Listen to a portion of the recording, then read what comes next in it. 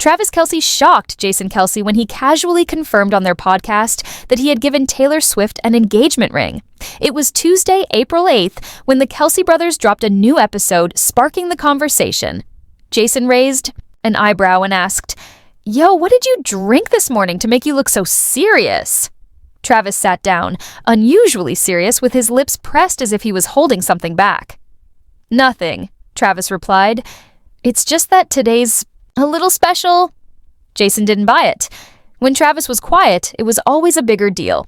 He tilted his head, grabbed the microphone to check the sound, and flicked his brother's cheek. "Got a cold? Or did Taylor win the jigsaw puzzle again last night?"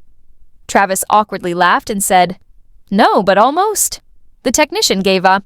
The signal for the countdown, the camera flashed, and the podcast intro began with Jason's deep, bold voice, full of the swagger of a legendary former NFL center. "Welcome back to New Heights," Jason announced, the only podcast where two NFL brothers solve the world's problems, all while still rocking shorts. Travis held up his hands in a peace sign, his voice full of energy, but his eyes told a different story. Jason noticed the change right away. Something was off.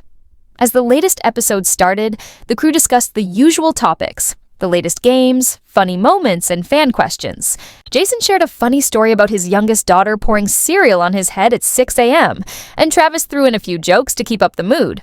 But there was a noticeable difference. Travis wasn't his usual self. Jason squinted, studying him closely. "I know something's wrong. Tell me, did you get hurt? Did you get fired?" Travis shook his head. "No, nothing like that, bro." Jason's brow furrowed, sensing the tension. "So, did Taylor break up with you?" Travis laughed, the sound forced but calming, almost like he was relieved to hear the question. "Why are you so negative? Everything's fine."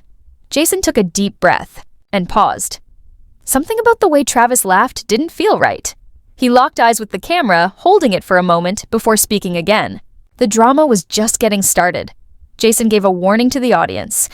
"If my brother starts acting like he's waiting for lab results, get ready. Big drama is coming." Travis glanced at his brother, his eyes saying more than words ever could. Jason had seen that look before the Super Bowl, and even back in high school when Travis admitted to losing their dad's phone. It was the look of someone hiding something huge. Jason dropped the mic, crossing his arms. "I'm not saying another word, but I'm watching." Travis sighed, clearly holding something back. "Just wait until the end of the show. I'll tell you then." Jason raised an eyebrow. "You sound like you're about to give a Grammy speech." "Okay," Jason said, leaning back and crossing his arms. "Before we wrap up, anything to say to the world? You've clearly been abducted by a UFO all day." Travis paused, taking a deep breath. Then, after a moment's hesitation, he leaned closer to the microphone, locking eyes with the camera as if he were announcing something huge, like a live news bulletin. "Actually, I proposed to Taylor." The words hung in the air, breaking the silence. No laughter, no fan, not even the sound of the technician's keyboard in the corner. Jason blinked, processing the statement. Travis kept his voice calm, revealing more. "Last week in Nashville, I gave her the ring." Jason frowned as if trying to understand a complicated strategy. Wait, you mean you really proposed? With a ring?" Travis nodded confidently. 3-carat diamond, oval shape.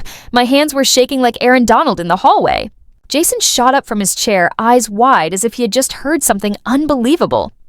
"Travis Michael Kelce, you proposed to Taylor Swift without telling me?" Travis chuckled. "I knew you'd react like this." Jason turned to the camera, still in shock.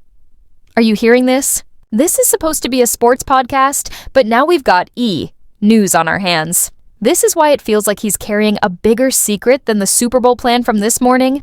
Suddenly, a loud thud echoed behind him. Someone had dropped their coffee. Travis turned to Jason, half joking. "I was going to keep it a secret, but it felt like this podcast was the right place to share it." Jason placed his hands on his hips. "The right place? The right place would have been talking to your brother first, not broadcasting it to millions." Travis shook his head, a sheepish smile on his face. "I wanted you to hear it at the same time as everyone else, because you're part of it." Jason fell silent. His mind was racing. "What did Taylor say?" Travis paused before answering. "She said, 'I'm important to you. And if you're telling me this on the podcast, where everything's real, that means you're serious.'" Jason sat back, his expression shifting. The anger had melted away, replaced by something clearer in his eyes. He was processing the weight of it all. She meant it, didn't she? Travis nodded. Yeah, I have a video if you want to watch it. Jason crossed his arms, nodding slowly. Damn, this confuses me more than when my daughter asks me, "What is love, Dad?" Okay, Jason said softly, his voice calming. Details. I need details. Reports, schedules, videos, photos, scripts. Don't be shy. Travis nodded as if everything had already been planned out. Okay, starting last week. I told Taylor we were having a small dinner at a friend's house in Nashville, but I rented the whole restaurant. We ate in a small room with candlelight. And violins. Jason rolled his eyes. You rented the violin, not me. Jack Antonoff helped me with the music. Travis laughed, as if it was the most normal thing in the world. Jason buried his face in his hands. I feel like I'm living in a movie. When dessert came, her favorite chocolate cake, there was a little box on the plate. I wrote a letter. Not very long, but heartfelt. Jason sighed. Okay, that part sounds good. And what did she say? Travis grinned, unable to hide his happiness. She cried. She said, I never thought I'd find someone like you in this world. And then she nodded. The room fell silent again, but this time it was a warm silence. Jason looked at his brother and saw not the fumbling Travis from earlier, but someone changed. Someone who had just shared something real.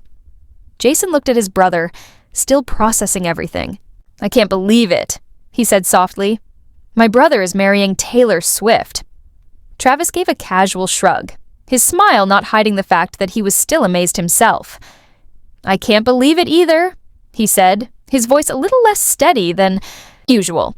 Jason stood up, placing a hand on his brother's shoulder.